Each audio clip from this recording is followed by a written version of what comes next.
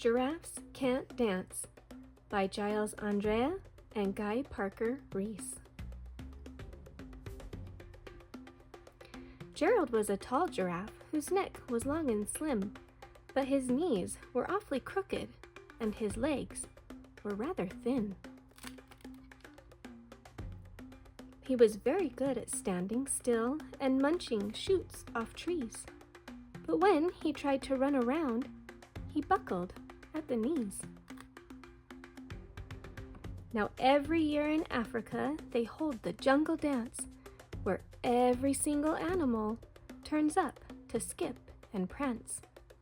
And this year, when the day arrived, poor Gerald felt so sad, because when it came to dancing, he was really very bad.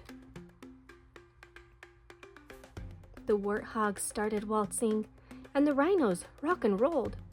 The lions danced a tango that was elegant and bold. The chimps all did a cha-cha with a very Latin fill, and 8 baboons then teamed up for a splendid Scottish reel. Gerald swallowed bravely as he walked toward the floor, but the lions saw him coming, and they soon began to roar. "Hey, look, at clumsy Gerald!" the animals all sneered. "Giraffes can't dance, you silly fool! Oh, Gerald, you're so weird."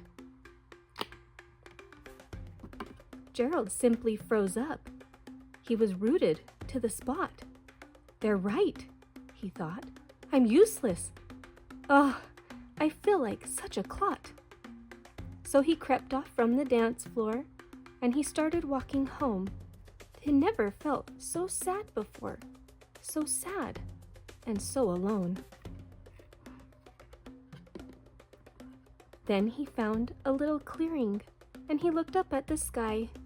"The moon can be so beautiful," he whispered with a sigh. "Excuse me," coughed a cricket, who'd seen Gerald earlier on. "But sometimes when you're different, you just need a different song." Listen to the swaying grass and listen to the trees. To me, the sweetest music is those branches in the breeze. So imagine that the lovely moon is playing just for you. Everything makes music if you really want it to. With that, the cricket smiled and picked up his violin. Then Gerald felt his body do the most amazing thing. His hoofs had started shuffling, making circles on the ground.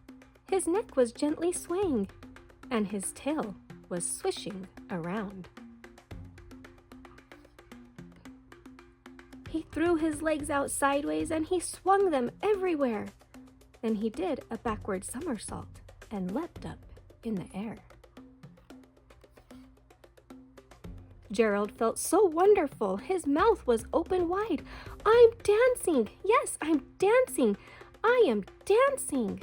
Gerald cried. Then one by one, each animal who'd been there at the dance arrived while Gerald boogied on and watched him quite entranced. They shouted, "It's a miracle! We must be in a dream!